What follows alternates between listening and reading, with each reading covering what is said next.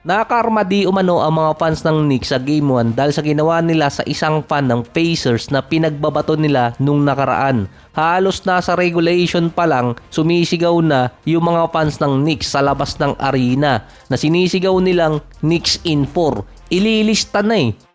Biglang na Haliburton, mangyak-ngyak pa si Karl Anthony Towns sa nangyari. Isang game pa lang naman yun, may 3 pa kung sakali. Parang inasar pa kasi ni Haliburton na intentional niyang binato yung bola or binigay ang bola dito kay Towns sa 0.2 seconds na natitira. Nag-uuwian na yung ibang fans. Kung kailan pa kailangan yung free throws hindi makapasok, nakita tuloy ng Pacers kung sinong ipapaul sa late game. Kitang-kita sa mata eh. Sa 1 minute mark, lamang ng 9 points ang Knicks. Ang record doon sa NBA, 0 out of 1,434. Kapag meron ng ganong lamang in 1 minutes, in the books na dapat. Nagse-celebrate na talaga dapat sa labas.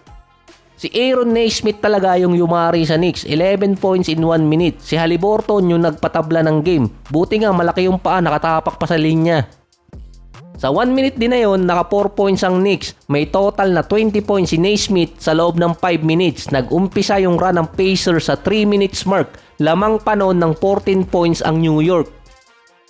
May total na 23 points ang Pacers sa loob ng 3 minutes. Si Naismith naman nasa 30 points, 8 out of 9 sa 3-point area. Si Haliburton, 31 points, 4 rebounds at 11 assists. May papalit na ata kay Trae Young bilang Knicks public enemy number 1.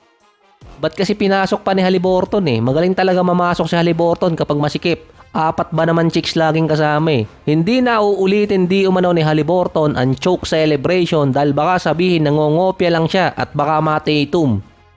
Ngayong playoffs din, ilang beses ginawa ng Pacers na nakabalik sila sa late game. Yung ililista na, pinabura pa. Sa Knicks naman, 40 free throws ang meron sila kontra sa 28 ng Indiana. Sumablay ang 12 free throws ng Knicks. Doon sila nayari. Sa overtime naman, 13 seconds na lang, bola pa ng Knicks. Si Towns nakalaro ng 39 minutes. Hindi siya masyadong babad nun. Si Bronson nasa 38 dahil merong silang kapalitan. Kaso lang, 2 sunod, nakapost na tira mula kay Towns at kay Bronson.